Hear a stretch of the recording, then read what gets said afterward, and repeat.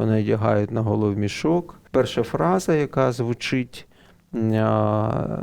вас ніколи не питали? Це сильно б'є по нервовій системі, безумовно, по серцю. Для Росії найбільшим таким викликом, я б сказав, навіть страхом є наша свобода. Ми вже перемогли. Ми перемогли з точки зору любові, з точки зору сенсів.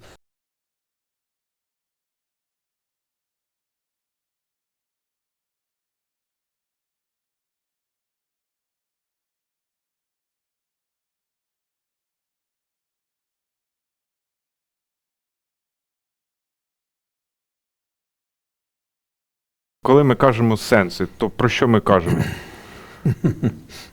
Людина – це єдина істота, яку ми знаємо в тому всесвіті, в якому ми живемо, яка може вносити сенси, витягувати сенси, формувати сенси. Зрозуміло, що інші біологічні істоти, вони живуть безсенсово. Вони просто живуть. А сенси потрібні для того, щоб наповнювати людину цією енергією руху.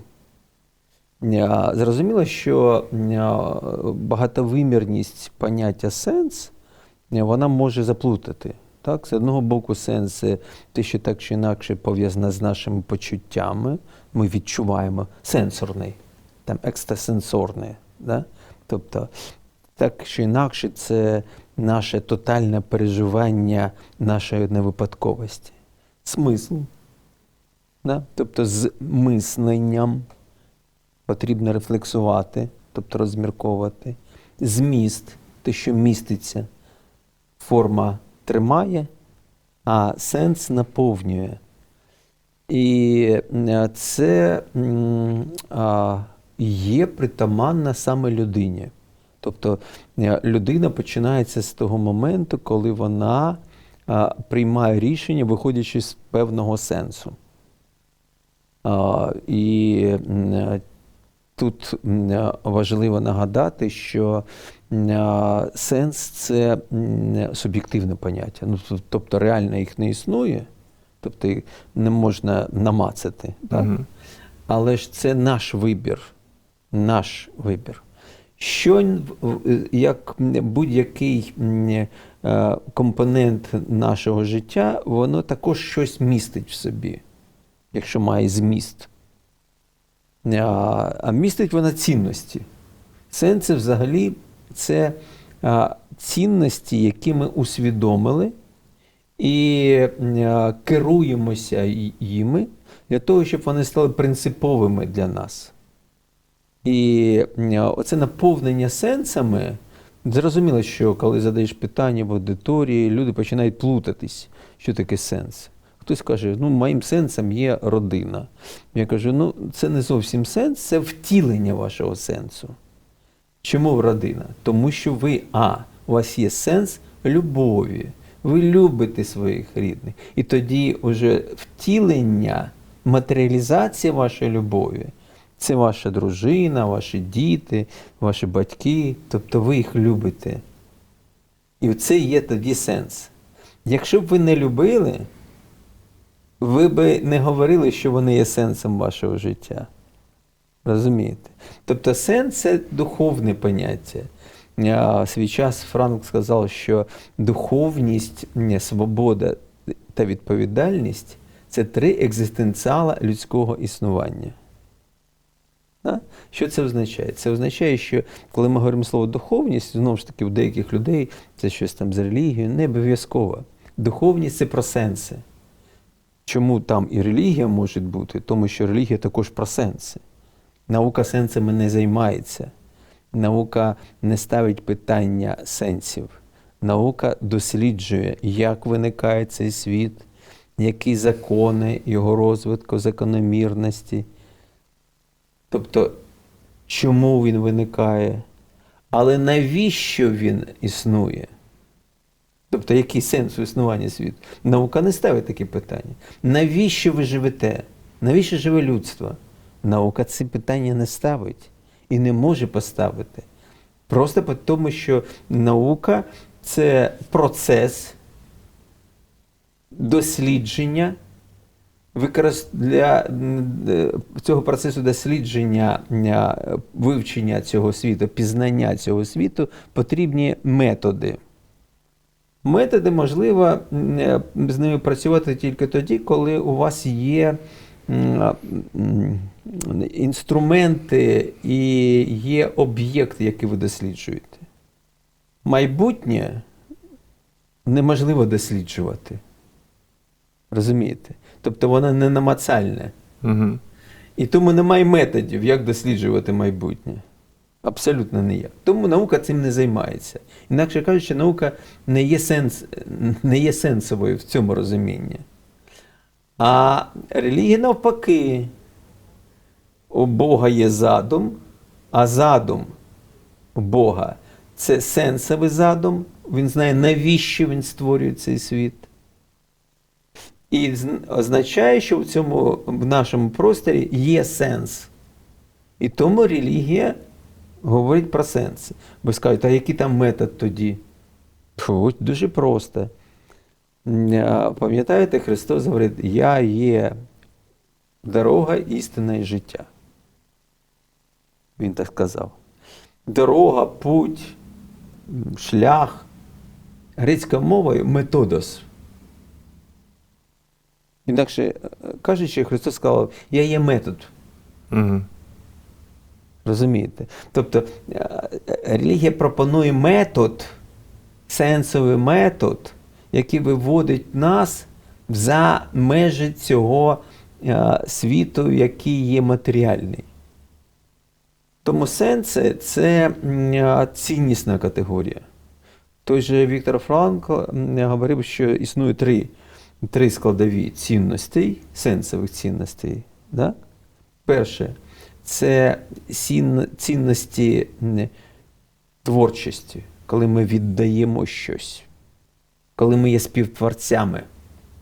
Тобто ми, якщо він творець, а ми за образом і подобою його створені, то потенціал творчості у нас є. Віддавати – це цінності творчості.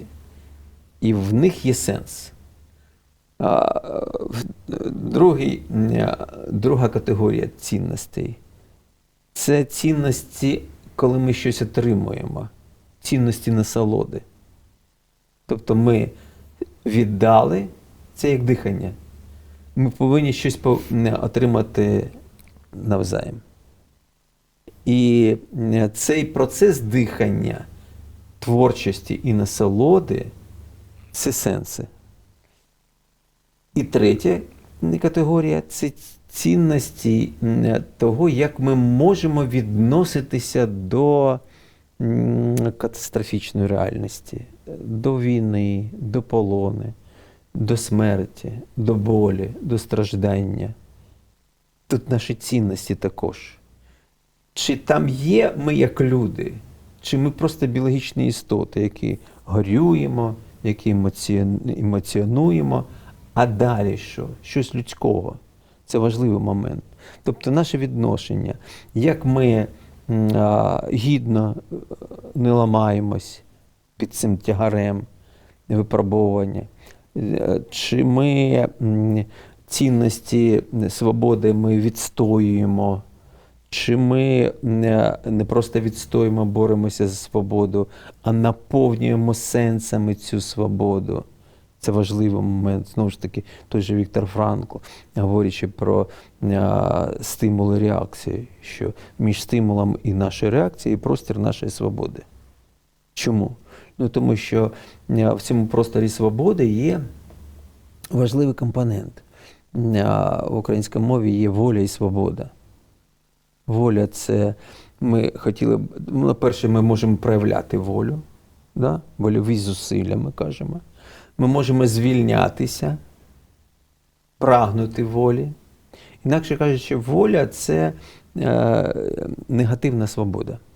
Не в тому негативному сенсі, а в тому, що це скоріш спрямовано, чому я хотів би звільнитися. Тому що у мене є певне таке обмеження. А свобода тут є загальнослов'янське своє, тобто моє. Свобода вимагає від мене людського виміру. Якщо волю прагнуть і інші живі істоти, ви в клітинку посадите там тварину, вона буде вмирати, тому що вона хотіла би на волю. Але ж свобода, чому вона пов'язана з відповідальністю? Тому що відповідальність – це означає, що ми повинні користуватися цією свободою, розвивати цю свободу, вносити сенси в цю свободу. Тобто навіщо тобі потрібно? І коли між стимулом і реакцією є просто мої рефлекторні дії, тобто я просто реагую як біологічна істота, це означає, що я ще не є людиною. Угу. А людський вимір – я реагую не чому, тому що я образився, тому що в мене є потяг, тому що я так звик. А я задаю питання, а навіщо я так буду реагувати? Який в цьому сенс? Це зробить світ краще, це буде розвивати стосунки з цією людиною або з цією спільнотою, чи навпаки руйнувати. Так, на війні ви повинні реагувати, тому що там вже ясно все. Є ворог, у тебе є завдання, і ти повинен його знищити.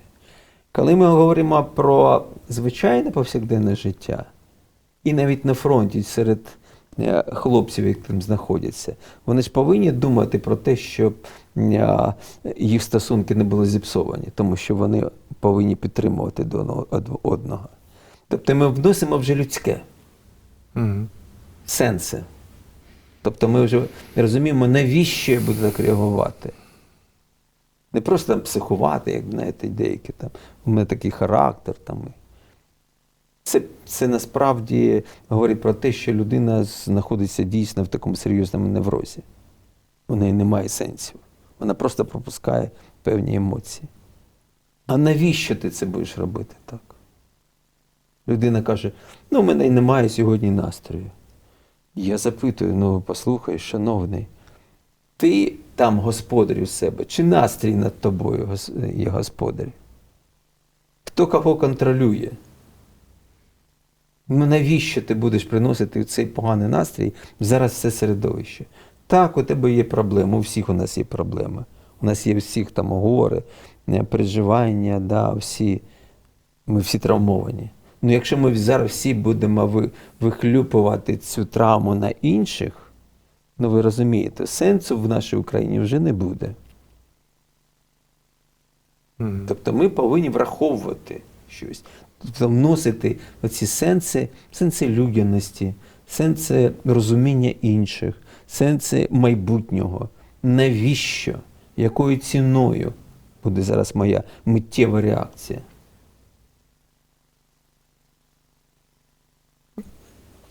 Питання навіщо і про невипадковість.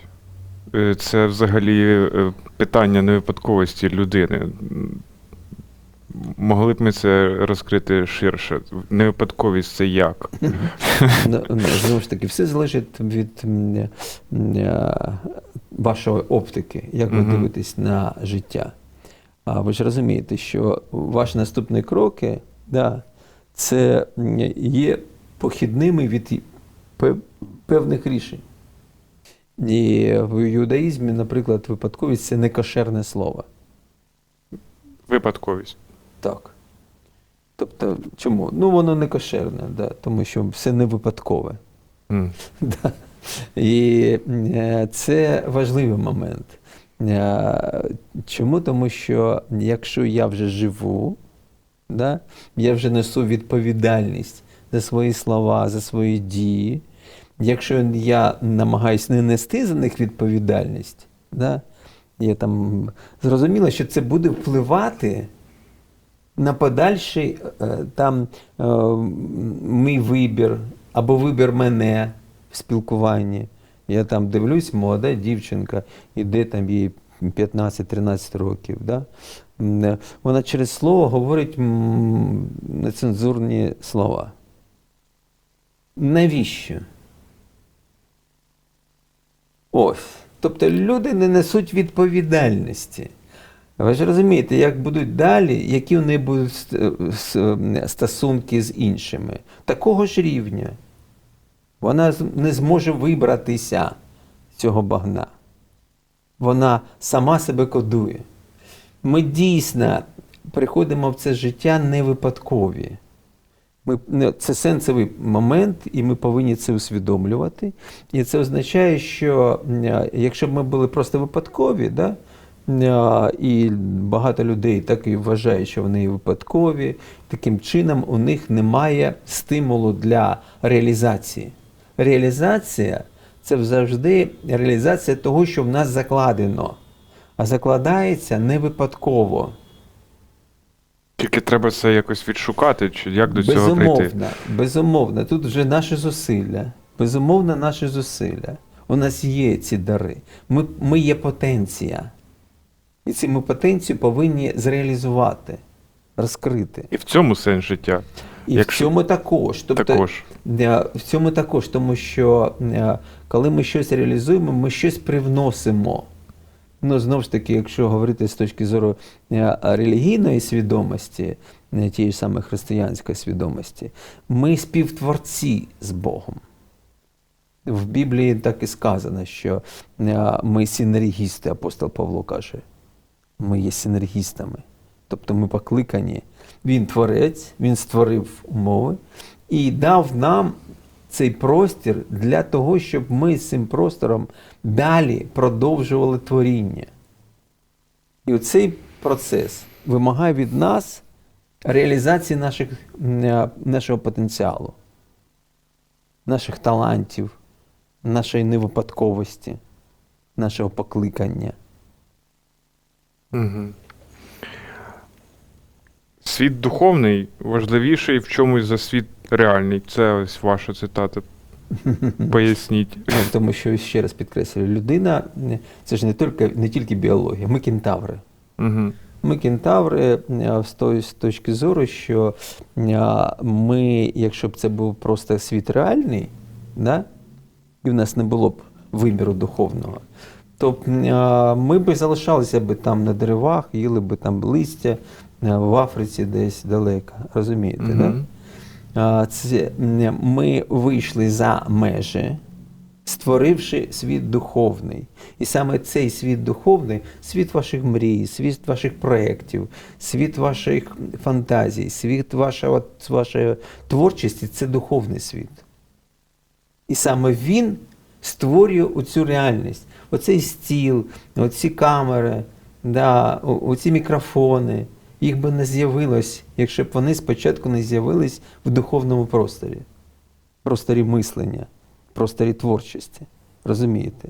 Тобто вони є похідними моментами, які створюють ту реальність, якою ми зараз користуємося. Угу. А духовно зростати, духовно розвиватися, це ми як говоримо, і це практика.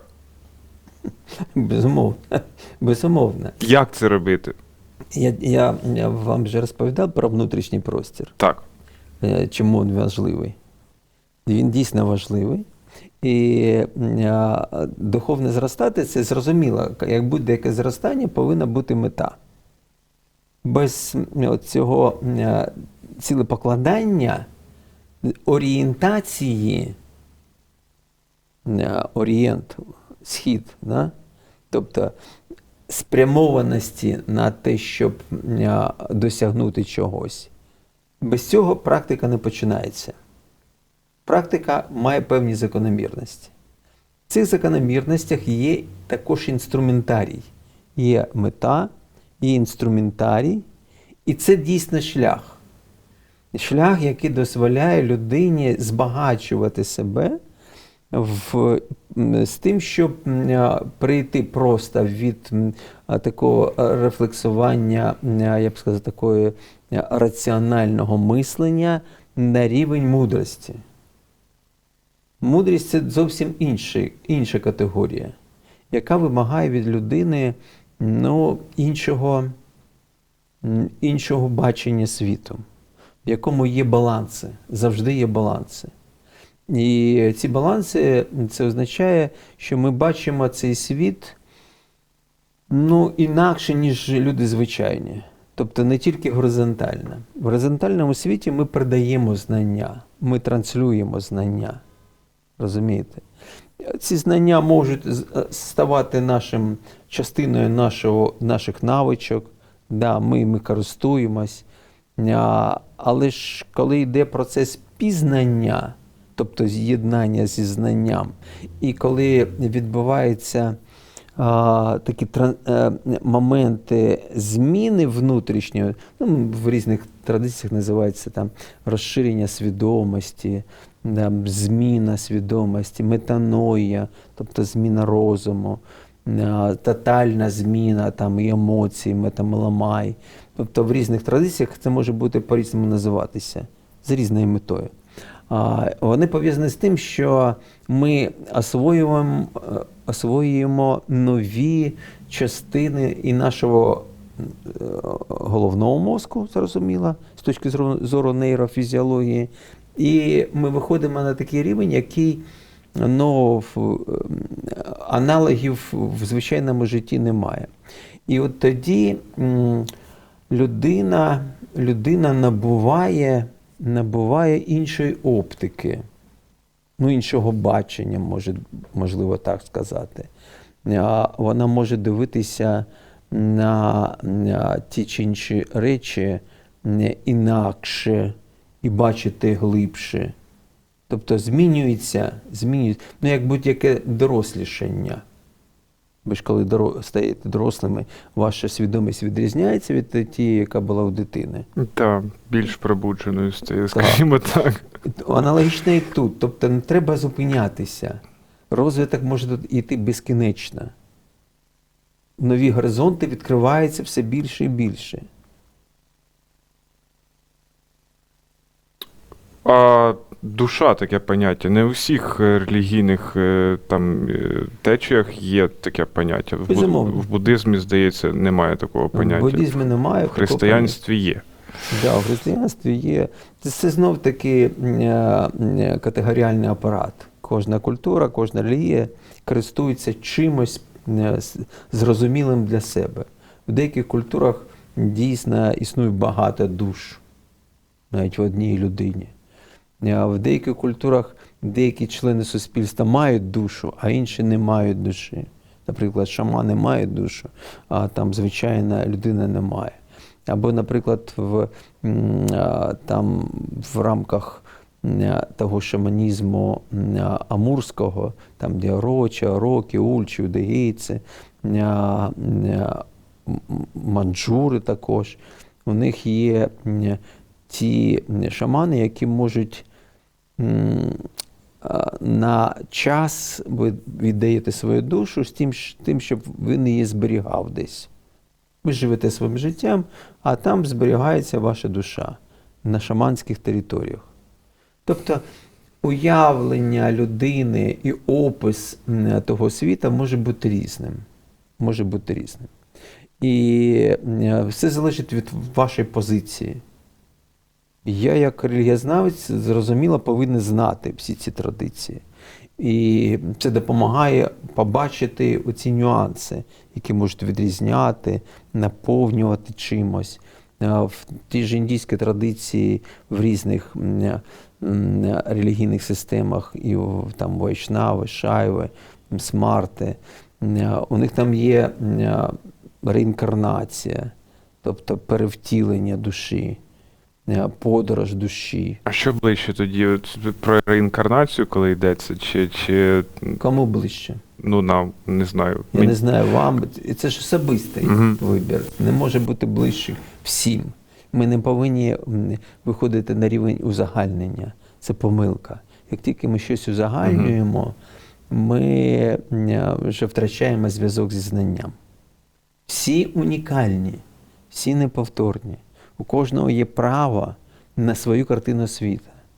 І ця картина світу формується, виходячи від того кола знання, який ви засвоюєте в рамках тієї чи іншої культури. Вам може ближче там перевтілення, реінкарнація, і це може тішити. Для інших, навпаки, для індійців це навпаки страждання, тому що сансара – це колесо страждання. Тому що для нього це не є радість, що він перевтілюється. Європейці інакше дивляться, розумієте? Да. І це культурний вибір. Ціль в тому, щоб припинити ці реінкарнації. Да, розірвати сенсоричне, це коло сенсоричне. Припинити. Тобто для індійських дхармічних систем, а це дхармічні системи, і різні там шайви, шакти, той же буддизм, джайнізм, там сікхізм, це дхармічні системи. Для них головним є насамперед стан мокши, звільнення, стати дживамукті, як кажуть там деякі представники, тобто звільненою душею. І таким чином, для буддизму зрозуміло вийти також за межі сансари, для того, щоб ввійти в стан, певний стан. Ну, якщо це там в рамках південного буддизму, це стан архата, там може бути стан бодхісаттви, там стан Будди. Для цього потрібні певні практики, певні методи, як вже казав. Без будь-якого методу нічого не працює. В буддизмі це має назву упая. Угу. Для того, щоб вийти, вам потрібні якісь механізми. І пропонують, кожна система щось пропонує. Там є такий елемент, як молитва. І це практика. Так, безумовно. Що ми маємо робити в цей момент, коли ми молимось? Молитва – це мистецтво. Це дійсне мистецтво. Якщо ви бачили, там я читав цілий курс про молитву, про християнську молитву, скільки? 6 великих лекцій, майже там по 1,5-2 години. І тому розказати там в 5 хвилинах всі закономірності практично неможливо. Це дійсно важливий момент розуміння того, що людина, зростаючи, вступає в діалог з Всевишнім. І перший рівень цього діалогу – це діалог, я б сказав, такої малої дитини, яка скоріш просить щось, да? І коли в неї є якась потреба. А далі це рівень, коли людина починає усвідомлювати, що з того, що вона просить у Всевишнього, щось вона може і сама зробити. Потрібні такі зусилля. Не обов'язково просити. Треба ще діяти. Далі вона починає розуміти, що молитва – це цей важливий момент жертовного спілкування. Тобто ти виходиш на цей рівень, коли ти повністю роздягнутий, я б сказав, внутрішньо перед Всевишнім. І це спілкування важливе для того, щоб не просто він тобі щось дав, а ти береш на себе певну відповідальність за щось. Ти можеш у нього дійсно щось і просити, це не обов'язково. Ти можеш його славити, в залежності від, знову ж таки, що це за молитва. Але це спілкування як дійсно з особистістю, якщо ми говоримо про християнську молитву. Є особливості там в мусульманській молитві, де акцент не скоріш, якщо ми говоримо про 5 разів на день, коли молиться, це не є молитва прохання. Там можуть бути після цієї молитви якісь прохання, але це переважна молитва, яка спрямована на те, щоб прославляти Всевишнього. І це може бути молитва спільнотна, коли вся спільнота молиться. Це може бути індивідуальна молитва. Це може бути молитва вголос. Це може бути внутрішня молитва. Тобто різновидів молитв безкінечно. А є такі книжечки, там молитви написані. Так, це як путівник. Це як путівник, коли людина не вміє молитися, дають зразки. Зразки, людина привчається. Але тут є певна небезпека, щоб ці молитви не стали автоматичними. Коли вони стають автоматичними, то немає вашої присутності. Ви перетворюєте молитву в таку своєрідну механічну формулу певного ритуалу. Без усвідомлення. Так, да, буває так, що без усвідомлення. Людина просто проговорила і вважає, що це її заспокоїло, все нормально. Тобто немає зустрічі. Молитва, вона вимагає від людини включення в цей процес, тотального включення, щоб цей, кому вона звертається, дійсно переживався як співбесідник, як той, який, заради якого вона і вийшла на цей шлях молитви, як казав той самий юдейський хасид, який прощався, він ставав на молитву. Це особливе для нього включення в цей процес. Тобто він усвідомлює і не тільки головою, тотально включений в молитву. А чи обов'язково відвідувати храм? Знову ж таки, в залежності від вашої традиції, вашої, я б сказав, позиції. Для християнина так, якщо він є воцерковлений, і коли він ходить на службу, він же не просто, навіщо людина приходить в церкву? Літургія, яка є центром, наприклад, в ту ж неділю, там меса у католиків, літургія там православних, це містерія, де відбувається те, що написано в Святому Письмі. Тобто розгортається євангельська історія.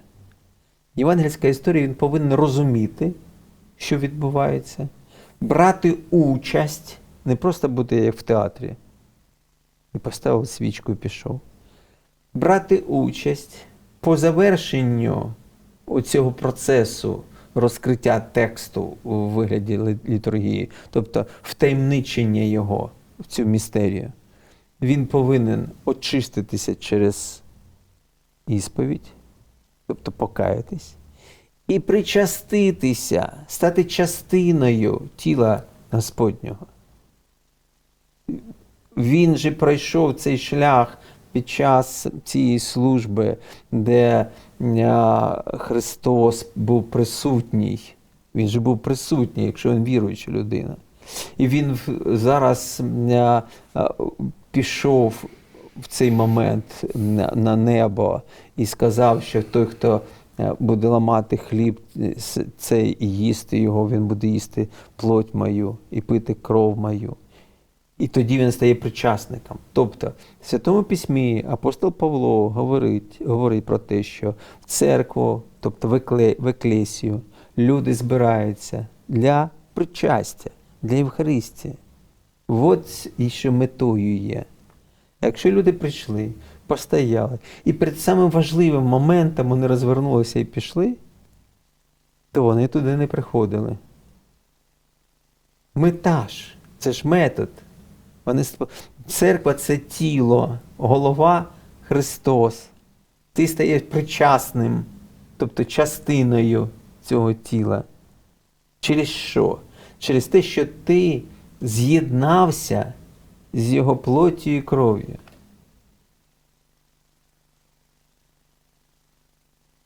Зрозуміло.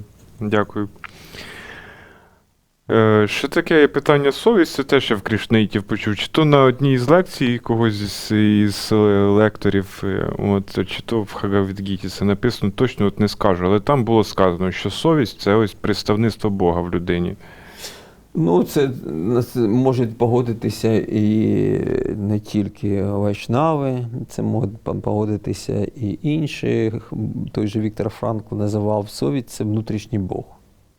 Зрозуміло. Тобто совість – це спостерігач. Цей спостерігач контролює, дивиться і виносить судження. Є такий вираз – на суд совісті винести. І цей спостерігач важливий для нас, тому що ми істоти соціальні, І ми реагуємо на погляд спостерігача. Для нас це важливо. В будь-який момент нашого життя ми все одно там намагаємося відповідати там, нормам поведінки, в одязі, там, в різних таких етичних моментах. Відповідати погляду ззовні. Коли ми наодинці, ми можемо трохи послабити. Так це? Там, зняти одяг, да, лягти на підлозі, да, ну і так далі. Тобто ми можемо щось для себе вибудовувати інакше. Але якщо з'являється знову спостерігач, ми його враховуємо. Для віруючої людини Бог – це спостерігач. Він спостерігає за нами. І тоді, чому говорять, що якщо це дійсно віруюча людина, то вона і краще працює, і їй можна більше довіряти, якщо вона дійсно віруюча. Тому що вона ходить перед ним. І стандарти завищуються тоді. Так. Тобто за нею він постійно спостерігає і вдень, і вночі.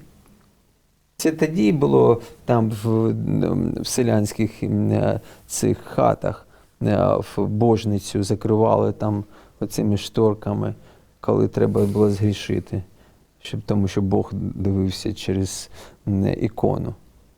А потім розгортали, все, начебто нічого не було. Це в свідомості. Так Бог повинен бути і внутрішньо. І він насамперед внутрішньо. От совість дійсно для багатьох систем – це як прояв, його присутність, його спостерігач. Я також, коли мене катували, впіймав себе на тому, що я намагався не кричати. Це потім я, аналізуючи, зрозумів. З одного боку, я не хотів давати їм зовнішнім, які мене катували, якийсь привід, що вони мене зламали. Але внутрішньо це був погляд моєї совісті. Це реальність. Це реальність. Коли там ти знаходишся навіть наодинці в закритому приміщенні, воно присутнє тут. Тобто совість – це дійсно спостерігач. Важливий чинник нашого зростання. Такий приклад наведу, просто тут є така історія, не знаю, чи ви читали, де жіночка, вона безхатька, і вона знайшла в сміттєвому баці 110 тисяч гривень, і вона їх собі не забрала. Вона, зараз скажу, як це було,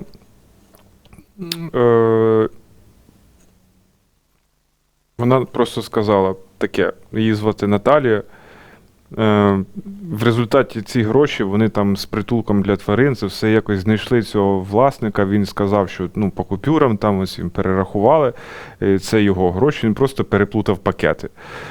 Ці гроші вона знайшла, вони повернулися власнику, і цей власник коштів цих віддячив їй 100 гривнями.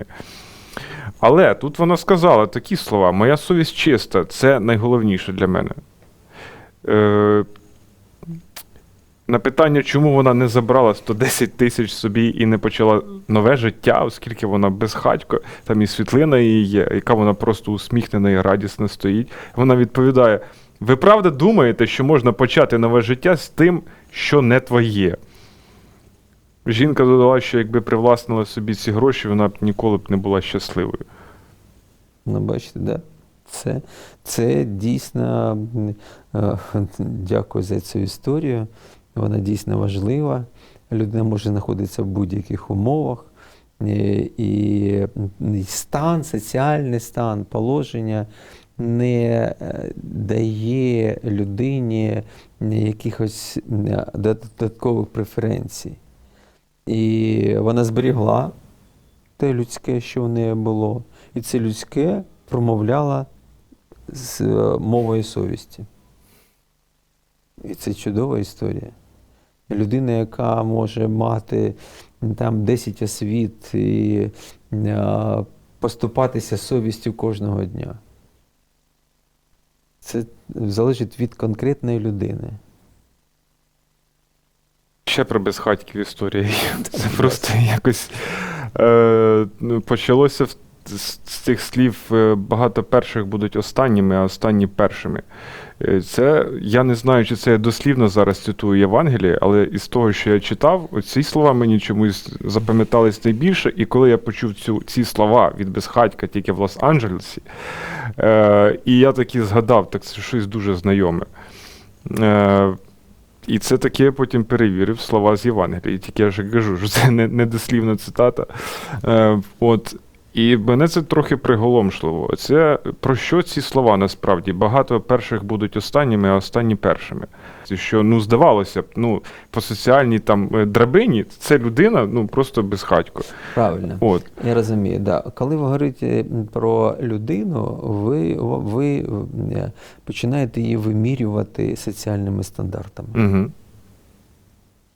І тут є помилка. Дуже багато людей, коли говорять, як людина себе реалізувала. І зразу перед очима оця драбина соціальна. Що інших форм реалізації не існує, тільки соціальна? Мабуть, існує. Безумовно існує. Це пастка. Це пастка якраз сучасного мислення, коли люди починають втрачати все. Свою гідність, свою совість, тільки для того, щоб продертися по соціальній драбині. Так, повинні бути на певному етапі розвитку людини амбіції соціальної. Безумовно, повинні. Да? Це ж людина зростає як соціальна істота. Угу. І це притаманно юності, вона хотіла би досягти певних рівнів, стати президентом земної кулі, перевернути, зробити реформи, тут щастя всім дати. І це добре такі побажання. Зрозуміло, що через 10 років вона буде мріяти стати хоча б неважливо завкабінетом чи начальником відділу. Проходить ще 10 років, і вона починає розуміти, що ввійшла в стан кризи. Стан кризи чому? Тому що тільки соціальна драбина зводить життя людське на те, щоб для чого? Для якої реалізації? Ти хочеш славу мати, ти хочеш мати владу, ти хочеш мати гроші. І все? Що тобі дає це просування по соціальній драбині? Влада, гроші, можливо, слава, якщо це стосується якихось інших моментів. Це ж теж про насолоду. Так, абсолютно правильно. Це про насолоду. Але ж вона витрачає щось заради цього. І щось втрачає. Вона може втратити свою родину, свою сім'ю, тому що ця історія пов'язана з тим, щоб рухатися соціальною драбиною, вона вимагає від людини концентрації більшої, відриваючи від родини. А можливо, її щастя саме в родині, там. І коли вона бачить, що діти виросли взагалі без її участі, це трохи сумно, я б сказав так. Людина багатовимірна істота. Багатовимірна істота. Її реалізація, насправді, це реалізація її як людини. Насамперед. Тому що головною цінністю, вона ж прийшла в це життя. Вона повинна себе реалізувати. Не соціальну драбину вибудовувати, а себе реалізувати. Вона може і реалізовувати соціальну драбину також. Але ж насамперед зростання людини, воно вимагає від неї значно більших моментів, ніж просто заробіток грошей заради того, щоб їх витратити на що? На меблі, на речі, на одяг, на їжу, на відпочинок. І все? Тобто на насолоду, як ви кажете. Або я кажу. І все. Але ж де тут людина? Вона машина для того, щоб добувати гроші, чи вона людина для того, щоб створювати світ кращим, створювати атмосферу в своїй родині, там, в своєму колективі, взагалі в суспільстві, робити це суспільство більш прогресивним. Тобто на що вона спрямовує свої зусилля і свої таланти. Це важливо. Тобто головною метою є вона сама. Тобто, коли ми говоримо про людину, ми не говоримо про це фізичне тіло. Ми говоримо і про фізичне також, безумовно. Але ж я говорю про тотальну людину. Я вже говорив вам, коли виходили з травми, я наостанок я сказав і про тіло також. Воно важливо, тому що це інструмент. Якщо ми забудемо про своє тіло, воно буде нам мститися. Угу. Розумієте, да? Якщо ми будемо нехтувати там, її потребами, якщо ми будемо вносити інтоксиканти, які будуть отруїти її організм, там, не дає тобі, Господи, курити або пити. Да? Ну, це ж божевілля, це ж нормальна людина цього ж не буде робити. Ні, не буде. Але ж багато робить. Навіщо? Що вони переслідують? Як ви скажете, знову ж таки, насолоду. Але ж не розвиток. Ні, не розвиток. Вона не вкладається в себе, як в проєкт. А людиною ще потрібно стати. Це достатньо народження? Ні, недостатньо. Якщо б ви просто народилася людина і залишила б її, вона б не вижила, по-перше, або стала твариною. Щоб вона стала людиною, вона повинна імітувати спочатку людське, а потім зростати внутрішньо. Спочатку вона повинна навчитися бути людиною. Тобто імітувати людину. І перший етап – це імітація людини. Вона вчиться говорити, ходити, спілкуватися, якимось там навичкам етичним. Да? Але ж цього недостатньо. Головний проєкт – це проєкт під назвою «Я». Оце є головна точка, головна мета. До цього ми повинні докладати певні зусилля. А далі це може бути реалізація соціальна, а може і не бути соціальна реалізація. Оця жіночка, про яку ви розказували, у неї виникла та стрижнева частина, яку вона назвала совістю. І це для неї є її радість.